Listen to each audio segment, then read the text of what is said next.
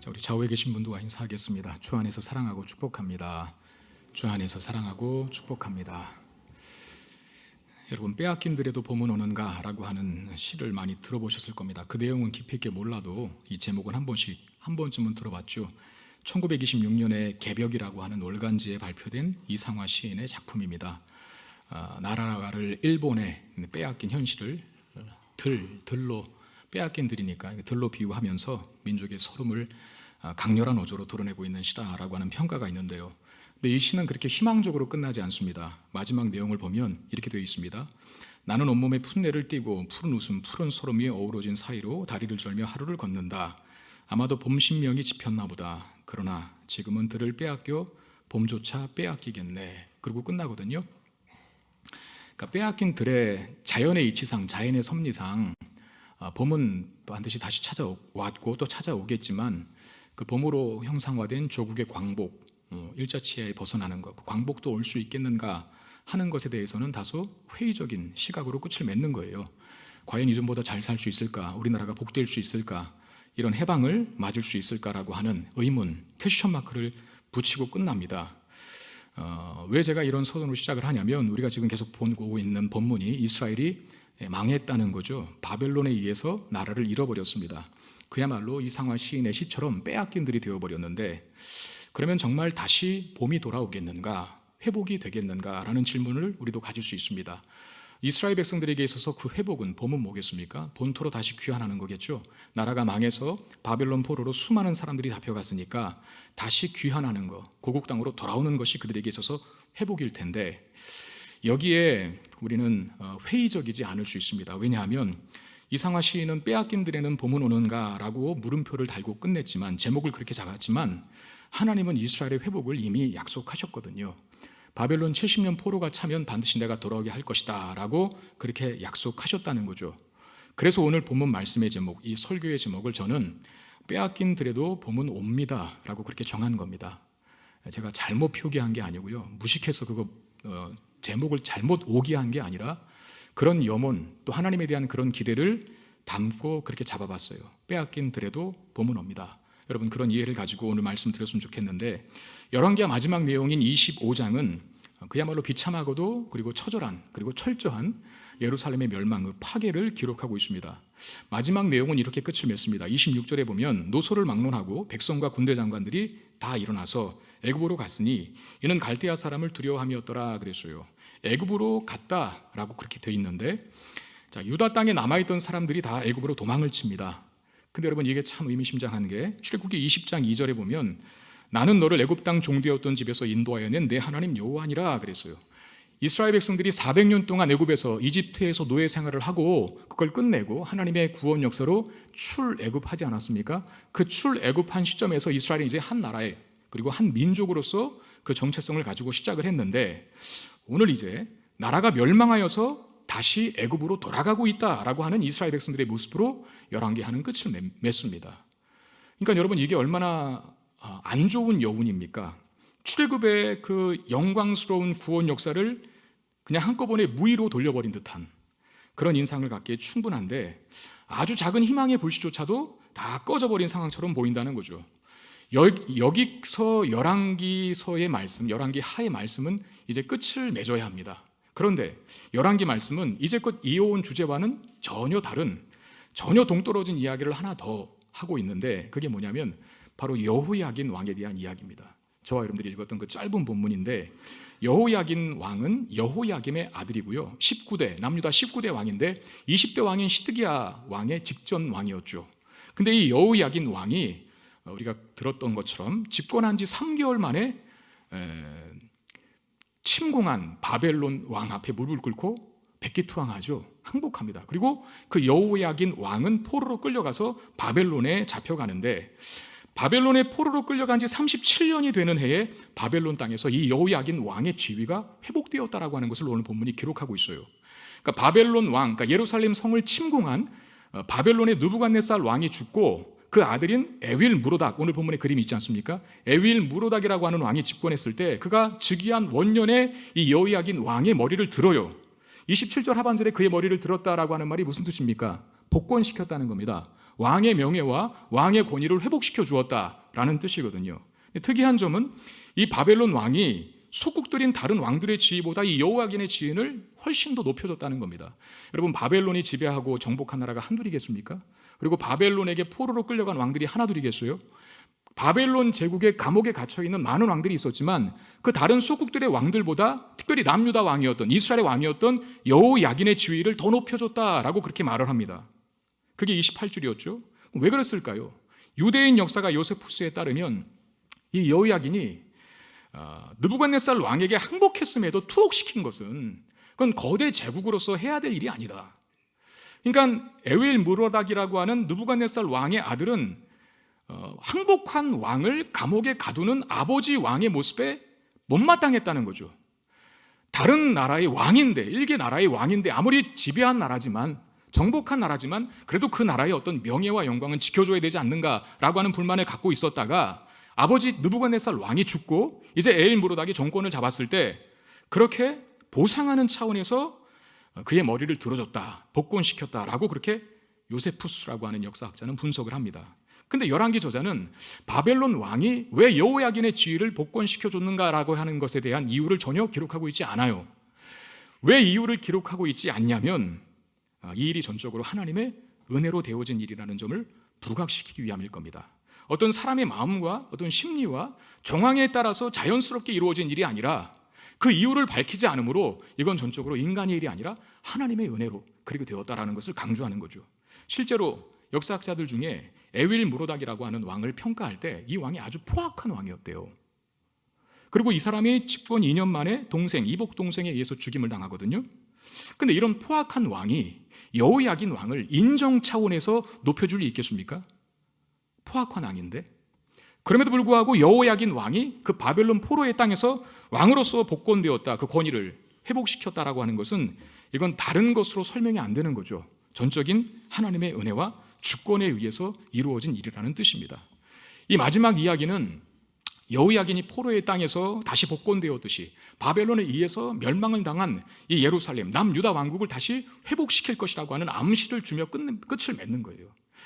열왕기 하 마지막 결말, 왕들의 이야기, 이스라엘 역사를 이야기하는, 왕정시대를 이야기하는 그 후반부는 정말 참상 그 자체였죠. 계속 이스라엘이 우상을 숭배하고 하나님의 진노를 받아, 심판을 받아 마땅한 형국으로 가다가 점점점 이제 끝에서부터 위로 올라가다 보면 네 번째 왕까지 다, 시드기야, 여호야긴 그 위의 왕들 다 한결같이 여호와 보시기에 악한 행위를 했었어요.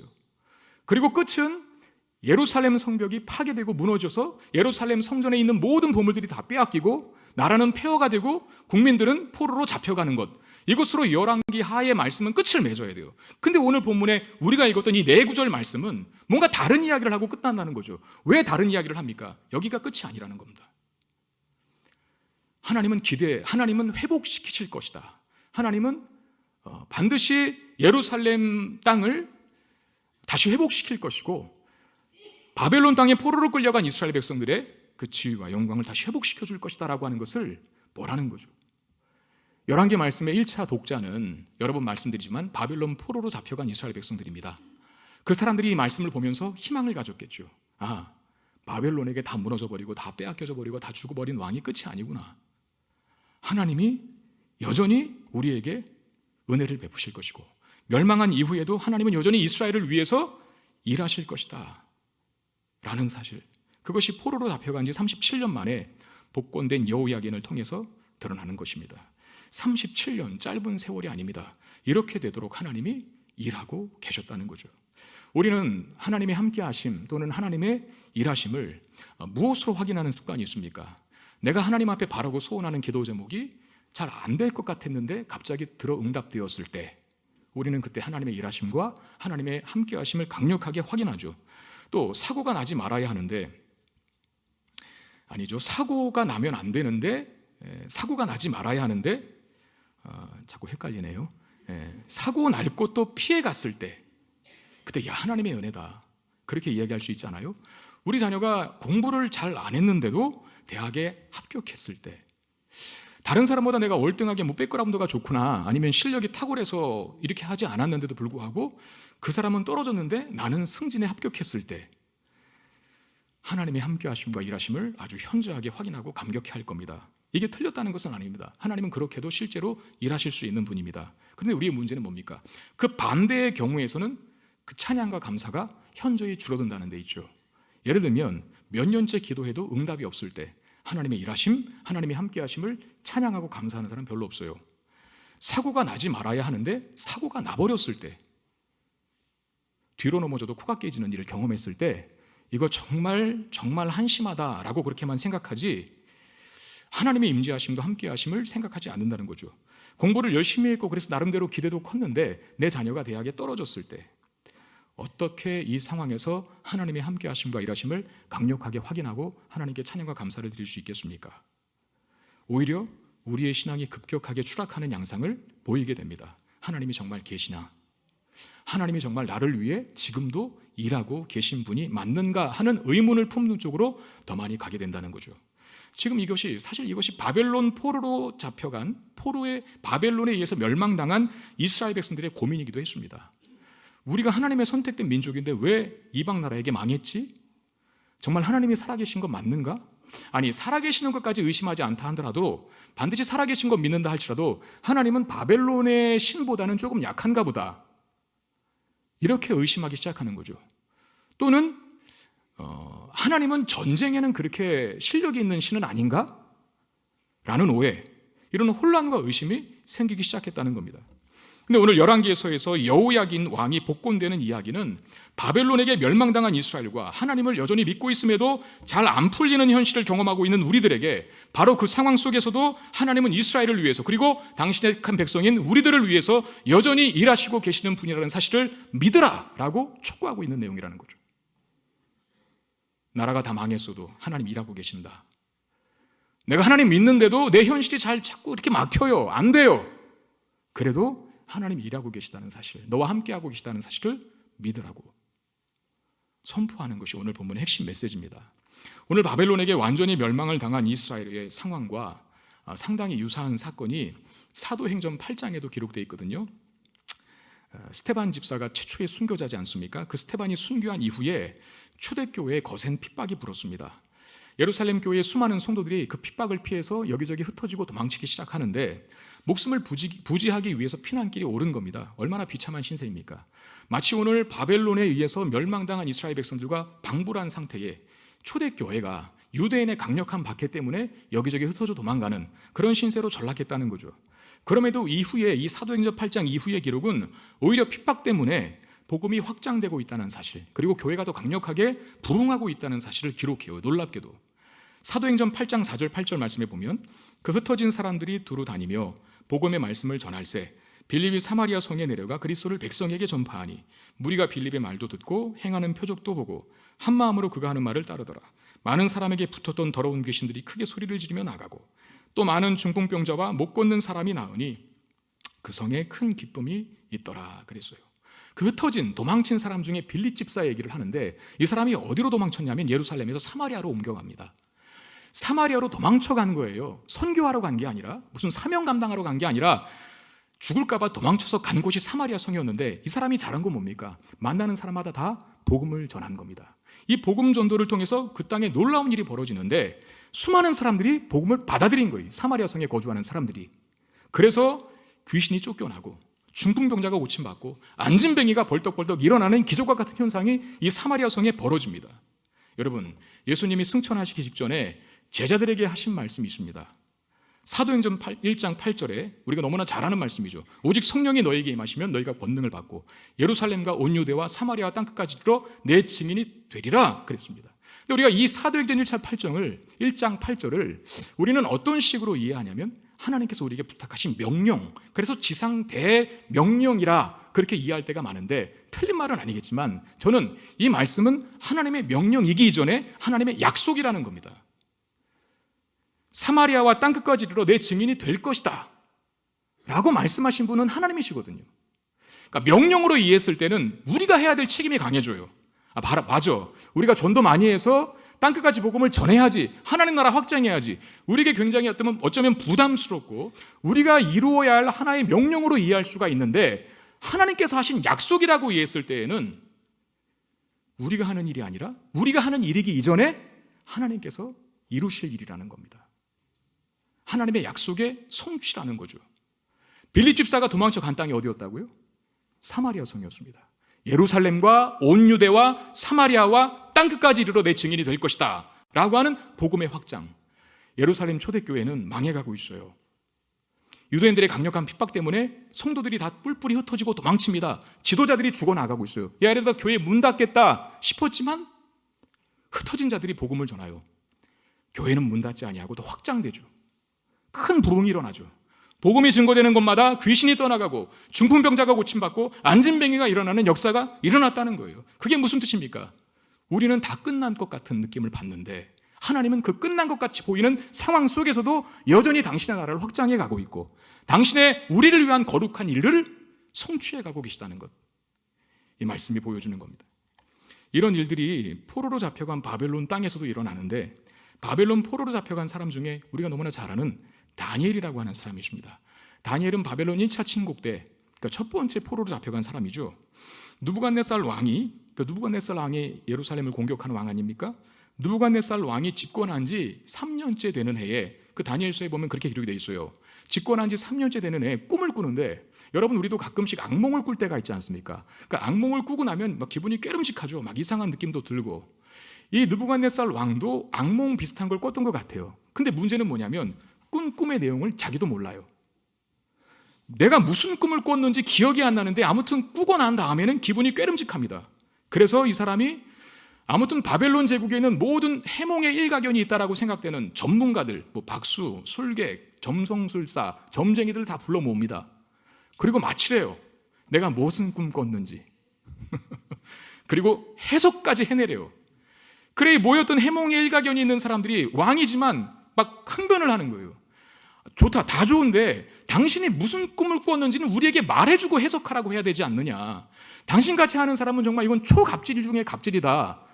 이건 정말 있을 수 없는 일이다 라고 하면서 먼저 꾼 꿈을 얘기해달라 그래요. 근데 바벨론 왕이 듣지 않아. 자기가 꿈 뭔지는 모르는데 그래 해몽을 못하니까 다 죽여버립니다. 이런 상황에서 지혜자들에 속한 다니엘까지 소환되는데 다니엘이 그러죠. 왕이시여 저에게 기도할 시간을 주십시오 라고 돌아가요. 그리고 친구들과 함께 기도를 합니다. 하나님이 다니엘에게 느부갓네살 왕의 꾼 꿈이 뭔지를 가르쳐줬어요. 계시해 주십니다. 기도할 때. 그리고 결국 다니엘이 다시 느부갓네살 왕 앞에 나아가서 느부갓네살 왕이 무슨 꿈을 꾸었는지를 얘기하고 그리고 그 꿈의 의미가 메시지가 뭔지까지도 명쾌하게 답변을 해줍니다. 놀랍죠. 그런 다음에 느부갓네살 왕이 다니엘에게 한 말이 있어요. 다니엘서 2장 47절에 왕이 대답하여 다니엘에게 이르되 너희 하나님은 참으로 모든 신들의 신이시오 모든 왕의 주제시로다. 네가 능히 이 은밀한 것을 나타내었으니 내 하나님은 또 은밀한 것을 나타내시는 이시로다. 이게 느부갓네살 왕이 한 말입니다. 예루살렘을 침공하고 무너뜨린 느부갓네살 왕이 너희 하나님은 참으로 모든 신 중의 신이다. 모든 왕의 주제다. 네. 바벨론 왕이 다니엘의 하나님을 찬양하죠. 이 일로 다니엘은 바벨론의 총리격 자리에 위치합니다. 포상으로 포로된 땅인 바벨론 땅 한복판에서 여전히 하나님은 이스라엘과 함께 계셨고 그들을 위해 일하고 계셨음을 확인시켜주는 사건, 다니엘서 말씀에서 확인할 수 있다는 거죠. 저도 최근에 이런 일을 하나 경험했는데 저희 교회의 성도이신 한 여집사님의 이야기입니다. 그분에게 7살 된 아들이 있어요. 7살 된 아들이 한 3년 전에 저희 교회에 등록하셨습니다. 제가 등록 신방을 갔었었는데 그분이 예전에 교회를 다니다가 교회를 한참 동안 안 다닌 거예요. 소위 방학을 한 거죠. 방학 기간이 짧지 않았겠죠. 길었는데 아들이 아픈 겁니다. 그 아들이 아토피가 너무 심해갖고 정말 제가 봐도 이렇게 긁으면 피가 나는 여기저기 몸에 딱쟁이가 있는, 밤잠을 전혀 못 자서 그때만 해도 되게 꼬챙이처럼 아이가 말랐거든요. 그리고 예민하잖아요. 그렇게 되면 짜증도 많이 부릴 거고. 그러니까 이 아이가 병든 것 때문에 내가 교회를 안 나가서 그런가 보다 싶어서 다시 교회를 나오신 게 우리 교회를 나오신 거예요. 제 마음속에는 얼마나 간절했겠어요. 하나님, 사랑하는 요종이 주 앞에 이제 방학을 끝내고 다시 찾아오셨으니까 하나님이 이 아들이 치유되는 기적을 보게 하셔서 다시는 주의 품을 떠나지 않게 하시옵소서라고 하는 마음으로 갔거든요.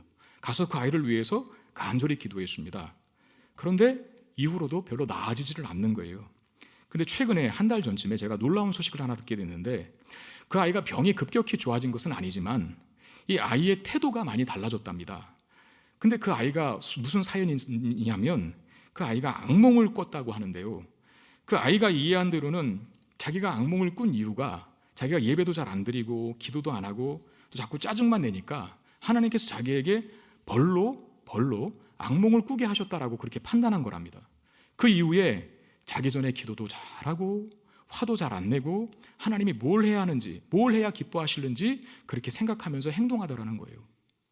그리고 아토피가 다 나으면 이제 하나님께서 나를 치유해 주셨다, 고쳐 주셨다라고 고백하면서 친구들에게 자랑하고 전도할 것이라고 그런 고백을 하더래요. 7살짜리가. 네? 제가 그 이야기를 듣고 무슨 생각이 들었는지 아십니까? 저는 여러 성도님들의 기도 부탁을 받습니다. 직간접적으로. 물론 간접적으로 받는 게 훨씬 많겠죠. 교구의 목사님들이, 전도사님들이 신방하면 그 집안의 어떤 사정들, 또 기도 제목들을 저한테 말씀해 주시기 때문에 간접적으로까지 다 합하면 너무나 많은 기도 제목을 받아요, 부탁을. 물론 제 나름대로 늘 기도하려고 애쓰지만 인간인지라 때로 잊고 있을 때도 있거든요. 제가 3년 전에 그 아토피 걸린 그 아이의 집을 신방하고 그 아이를 위해서 기도한 다음에, 물론 지금까지 틈틈이 목사님, 교구 목사님들을 통해서 보고는 받고 있었지만 때로 제가 그때만큼 간절히 기도했던 마음을 잃어버렸어요. 그리고 그 아이가 어떻게 됐는지에 대해서 조금 확인하려고 하는 마음도 이렇게 떨어지게 되더라고요. 워낙 다른 생각들이 많다 보니까. 그러니까 저는 인간인지라 잊고 있을 때도 있지만, 근데 제가 안심할 수 있는 게 뭐냐면 이 사건을 통해서 나는 잊고 있을 수 있지만 하나님은 잊지 않고 그 아이를 위해서 여전히 일하고 계셨다는 거죠. 물론 아토피가 급격하게 좋아지고 치유된 것은 아니지만 그 3년이라는 기간 동안에 아이의 마음을 하나님께서 만지신 거예요.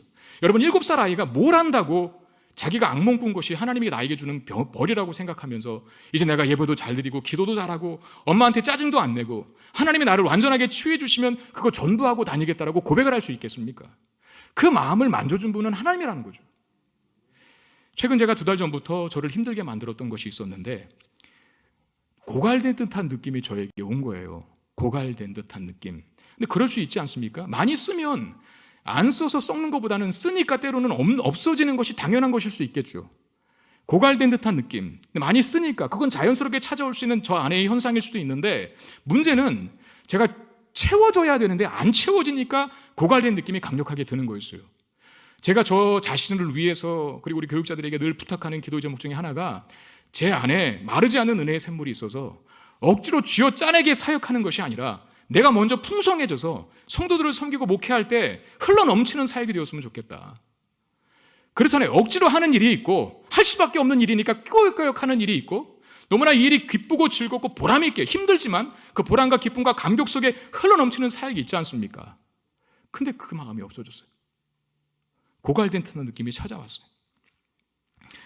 전혀 반대의 모습에 내가 있다는 것을 통해서 나로 인해 힘들었는데, 고갈된 상태에 있다고 해서 정해진 말씀 사역을 제가 중단할 수 있겠습니까? 한 번도 저 안 쉬고 주일날 지켰잖아요. 제가 고갈되든 말든 여러분들은 상관 안 하시잖아요, 그렇죠? 여전히 주일날 서야 되고 말씀 가르쳐야 되고 성경 공부해야 된다고 생각하시지 않습니까? 저도 그렇게 생각해요. 그래서 제가 고갈되었다고 해서 잠깐 어디 갔다 오겠습니다, 자치 충전 받고 오겠습니다, 그러지 못하고 계속 제 자리를 고갈된 상태에서 지켰어요. 근데 제 생각에, 제 마음에 어떤 마음이 들었을까요? 이거 이렇게 해도 되나? 그런 거죠. 이거 이렇게 해도 되는가? 내가 그런 고갈된 상태에서 준비한 말씀을 전했을 때 그 말씀이 무슨 능력이 있을까? 우리는 늘 그렇게 배웁니다. 목회자 자신부터, 설교자 자신부터 자기가 준비한 말씀에 은혜를 받고 도전을 받고 위로를 받고 감동이 넘친 상태에서 성도들에게 말씀을 전해야 그 말씀이 은혜를 받게 한다고, 능력이 있다고, 살아있는 말씀이 된다고. 그거 저도 알거든요. 그러니까 더 힘든 거예요. 한 2달 전부터 고갈된 느낌 때문에 힘들었는데 그 힘든 상황 속에서 여전히 제 자리를 지켜야 하니까 꾸역꾸역 준비한 말씀을 가지고 전했어요. 그 꾸역꾸역 준비한 말씀 전해서 과연 무슨 열매를 성도들에게 맺힐 수 있을까? 이런 마음 때문에 더 마음이 무거워졌는데, 그런 상황에서 제가 한 성도님에게 받은 메시지가 있었습니다. 외국에 있는 한 자매님인데 우리 교회 영상으로 예배를 드리시는 분입니다. 중략하고 이것저것 다 빼고 핵심만 이야기해 드릴게요. 이렇게 썼어요. 참 감사하고 하나님이 신묘하게 일하신다고 느끼는 것은 목사님 말씀을 들을 때마다 어찌나 저희 가정의 상황에 마음이 적합하고 적절한지요. 때로는 상황보다 앞서서 때로는 상황이 일어난 뒤에 묵상하고 난 뒤에 말씀으로 마무리를 지어주셔서 우리의 방향성을 확인하고 재정비할 수 있게끔 하시고, 그때마다 하나님이 함께 하심에 감사하며 또 목사님을 통해서 그런 말씀들을 들을 수 있음에 감사하며 지내고 있습니다 라고 문자를 보냈어요. 저는 제가 고갈되어서 그 고갈된 상태에서 준비하여 전한 말씀이 무슨 역사를 일으켰을까, 일으킬 수 있겠는가 하고 제 자신을 자책하고 힘들어했는데 어찌할지를 몰라 했는데 하나님이 일하셨더라고요. 인간 전지호 목사는 연약하지만 그 연약한 종을 통해서 여전히 당신의 일을 하시는 하나님을 그 자매님을 통해 또 확인할 수 있어서 제가 큰 위로가 되었습니다. 제 안에 자유함이 생기는 거예요. 이제 대충 해도 되겠다. 대충 준비해도 좀 쉬엄쉬엄 하자. 어떻게 대충 할 수 있습니까? 최선을 다해야죠. 근데 우리는 항상 최선을 다해도 하나님 저 최선 다했어요 그렇게 말 못하잖아요. 최선을 다했어도 하나님 앞에 얼마나 연약하고 결함 많고 부족한 종입니까? 우리의 부족함과 무능력에 관계없이 마른 막대기를 들어 사용하시는 하나님, 마른 막대기를 들어 사용하시는 하나님. 제가 이번 달 청년부 예배 설교 때 사사기 말씀 중에 오늘 아마 매일 성경, 우리가 새벽 기도 묵상 본문으로 삼는 매일 성경 말씀인데 거기 에훗하고 사사 삼갈 이야기가 나오더라고요. 그러니까 에훗 이야기도 다시 은혜를 받았는데 삼갈 이야기는 몇 절 안 나오거든요. 삼갈 사사예요. 근데 그 사람이 소모는 막대기 하나로 600명의 블레셋 군대를 쳐부수고 이스라엘 백성들을 구원했다 그래요. 소모는 막대기 하나밖에 없어도 이스라엘을 구원할 구원자로 쓰시는구나. 그게 그 인간이 잘나서 했겠습니까? 소모는 막대기는 무기도 아니거든요. 그럼 그가 가진 자원이 얼마나 없는가, 빈약한가, 그걸 말하는데 소모는 막대기 하나만 있어도 하나님의 영이 그에게 임하니까 구원 역사를 그를 통해 이루게 하시더라고요. 아주 큰 위로가 됐어요. 나는 연약하지만, 나는 무능력하지만, 그래서 내가 사역한 것이 과연 열매를 맺을 수 있을까? 마음에 무거운 마음으로 그냥 가득했지만 때로 어떤 자매를 통해서, 이 아이를 통해서 여전히 일하시는 당신 하나님의 모습을 보고 당신의 백성들을 위해 여전히 일하시는 하나님의 모습을 생각할 때 우리 안에 자유함이 생긴다는 거예요. 요한복음 11장에 보면 죽은 나사로가 살아난 유명한 사건이 있습니다. 나사로는 마리아와 마르다의 오빠입니다. 특별히 이 가족을 예수님께서 무척 사랑하셨다라고 기록했는데 근데 나사로가 죽을 병에 걸렸다라고 그렇게 기록이 돼요. 그래서 이 누이들인 마리아와 마르다가 다급한 심정으로 예수님께 사람을 보내서 우리 오라버니가 죽게 됐으니 빨리 오셔서 고쳐주십시오. 뭐 빨리 오셔서 고쳐주십시오. 그런 말은 안 했지만 그렇게 말하려고 예수님께 사람 보낸 것 아닙니까? 왜냐하면 예수님이 사랑하시는 가정이었고 예수님과 친분 관계가 있고 누구보다도 친한 가정이니까 오빠가 지금 죽을 지경이니까 예수님 당연히 오시겠지라고 하는 기대로 사람을 보내서 알린 거예요. 근데 예수님 이렇게 말씀하십니다. 요한복음 11장 4절 예수께서 들으시고 이르시되 이 병은 죽을 병이 아니라 하나님의 영광을 위함이요 하나님의 아들이 이로 말미암아 영광을 받게 하려 함이라 그랬어요. 자, 죽을 병이 아니랍니다. 하나님의 영광을 위함이고 예수님도 이 일을 통해서 영광을 받으시는 일이래요. 인간의 눈으로 볼 때는 그게 죽을 병이에요. 그게 다 끝난 것 같아요. 아니 끝날 수 있어요. 마치 꺼져가는 불씨 같아요. 이제는 절박한 심정으로 예수님만을 바라보는데 예수님은 태어나시네요. 근데 인간의 눈과 예수님의 눈은 다르다요. 관점이. 예수님이 바라보는 관점은 그건 죽을 병이 아니라는 거죠. 그 죽을 병을 통해서 하나님이 얼마나 높임을 받는지, 하나님의 영광이 드러나는지, 너희들에게 얼마나 큰 생명의 구원 역사를 보이게 되시는지를 보라는 거예요. 아닌 게 아니라 예수님께서 죽은 지 3일이 지나서 썩은 냄새가 진동하는 나사로를 살리잖아요. 우리는 다 죽은 상황 같았는데 아무런 기대도 할 수 없는 상황 같았는데 다 끝나버렸다. 이제는 더 이상 어찌할 도리가, 어찌할 방법이 없다 라고 생각되는 상황과 순간 속에서도 하나님은 생명의 역사를 만드시기 위하여, 우리를 위하여, 하나님의 영광을 위하여 여전히 한순간도 쉬지 않고 일하시는 분이시라는 것을 가르쳐 줍니다. 때로 우리가 경험하게 되는 실패처럼 여겨지는 상황들, 이제 더 이상 어떻게 해볼 수가 없다고 체념하고 포기할 만한 상황들, 앞이 보이지 않는 절망적인 상황 속에서도 하나님은 여전히 일하고 계심을 믿으시길 바랍니다. 오늘 말씀에서 이스라엘을 대하시는 하나님을 보십시오. 나라가 망하고 바벨론 포로로 잡혀간 만큼 그리고 애굽으로 돌아가 버렸대요. 여기서 어떻게 희망을 기대합니까? 여기서 어떻게 다시 살아날 나라를 소망할 수 있겠습니까? 이것만큼 절망적인 것은 없는데 그런 상황 속에서도 하나님은 여전히 일하고 계셨습니다.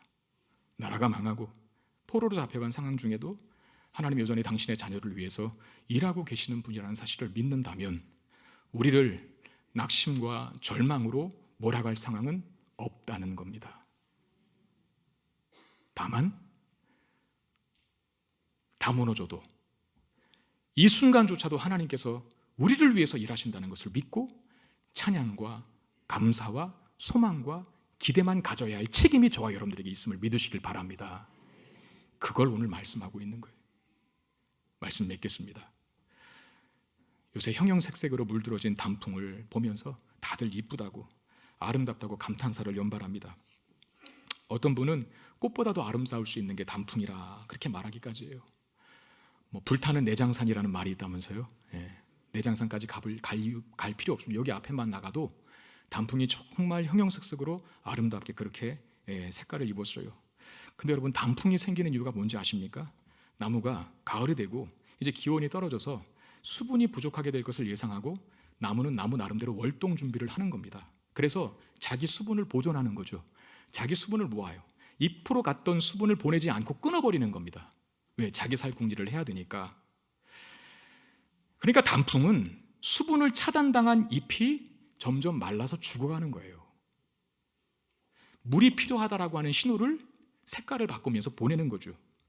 그런데 우리는 그 죽어가는 걸 보고 가엾게 여기지 않고 이쁘다고들 야단들입니다. 그 옆에서 활짝 웃으면서 온갖 행복한 미소는 다 짓고 사진을 찍고 막 그럽니다. 그 단풍이에 있어서는 그런 사람 보면 야, 진짜 잔인하다. 어떻게 죽어가는 거 옆에서 저렇게 활짝 웃고 사진 찍고 즐겁다고 난리법석을 떨까 할 거예요. 근데 여러분, 완전히 죽은 건 아니죠. 왜? 나무가 살아있는 한, 그 나무의 뿌리가 땅속 깊숙이 뿌리를 내리고 있는 한 봄이 찾아오면 다시 생기 있는 푸르른 잎사귀를 낼 것이기 때문입니다. 그리스도인들의 삶이 이와 같습니다. 죽어가는 현실도 아름답다고 말할 수 있는 자들이 우리들입니다. 왜요? 하나님의 손길이 우리 인생 속에 닿아 있는 한 우리의 상황과 환경은 언제나 우리 자신에게 최고의 환경이기 때문입니다. 빼앗긴 들에도 봄은 오는가? 라고 하는 질문에 우리는 이렇게 답할 수 있어야 합니다. 빼앗긴 들에도 봄은 옵니다.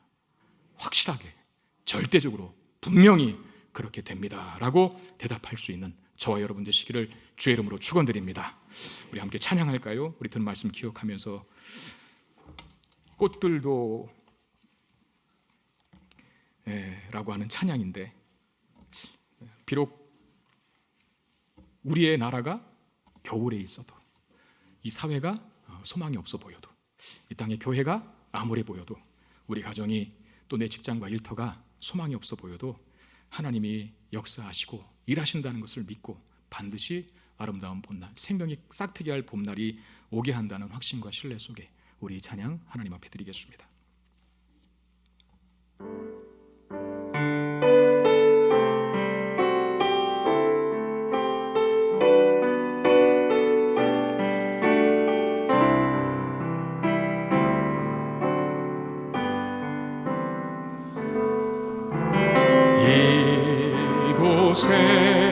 생명샘 솟아나 눈물고 짝 지나갈 때에 모자라 열매 맺히고 웃음소리 넘쳐나 이곳에 생명샘 솟아나 생명샘 솟아나 눈물고 짝 지나갈 때에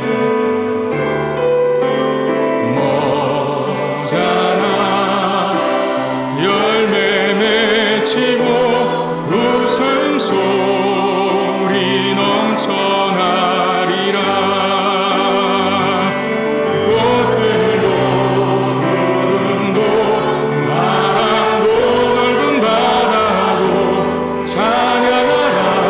찬양하라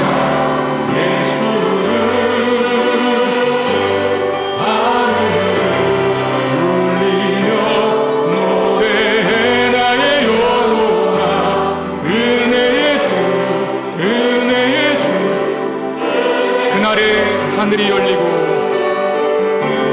그날에 하늘이 열리고 모든 이가 보게 되리라. 마침내 꽃들이 피고 영광의 주가 오시리라. 꽃들도 구름도 바람도 넓은 바다도 찬양하라 찬양하라 예수. 하늘을 울리며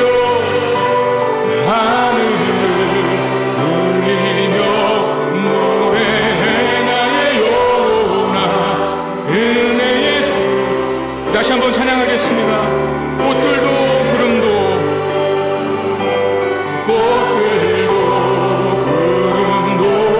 바람도 넓은 바다도 찬양하라 찬양하라 예수를.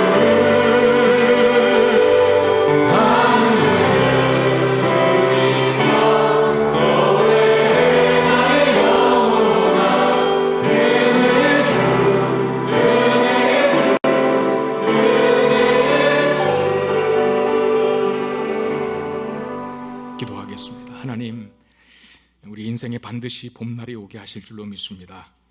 바벨론의 포로가 또 멸망으로 인한 것이 끝이 아니라 여호야긴 왕의 머리를 드셨던 것처럼, 그리고 70년이 차게 되어 이스라엘 백성들에게 다시 본토로 귀환하시겠다 약속하셨던 것처럼, 때로 절망뿐인 이 나라와 민족에, 그리고 우리 교회에, 이 사회에, 또 우리 가정에, 우리의 자녀들에게, 그리고 우리 직장과 일터에 하나님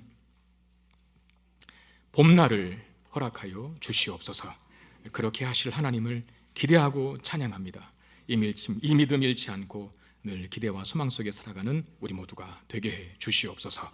우리 주 예수 그리스도의 이름으로 기도드리옵나이다. 아멘.